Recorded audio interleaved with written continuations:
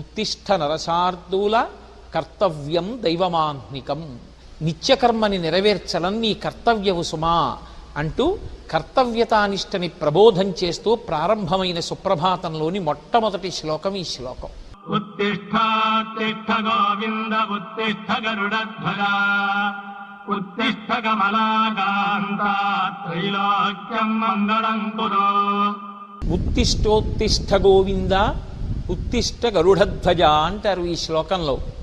స్వామిని 3 పేర్లు పెట్టి పిలుస్తున్నారు. స్వామి నిద్రలే, స్వామి నిద్రలే, స్వామి నిద్రలే అని 3 నామములతో పిలిచి విజ్ఞాపన చేస్తున్నారు. మొట్టమొదట గోవిందా అని పిలిచారు. ఓ గోవిందా నీకు శుభోదయమగుగాక, గరుడధ్వజ నీకు శుభోదయమగుగాక, కమలాకాంత నీకు శుభోదయమగుగాక.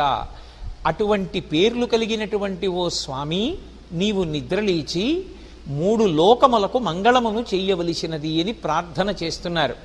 ఉత్తిష్టోత్తిష్ట గోవింద ఉత్తిష్ట గరుడధ్వజ ఉత్తిష్ట కమలాకాంత త్రైలోక్యం మంగళం కురు. భాగవతం 10వ స్కంధంలో శ్రీకృష్ణ పరమాత్మ చాలా చిన్న పిల్లవాడిగా ఉన్నప్పుడే 7 రాత్రులు 7 పగళ్ళు గోవర్ధనోద్ధరణం చేసి తన చిటికిన వేలు మీద ఆ కొండని ఎత్తి పట్టి ఆ కొండకి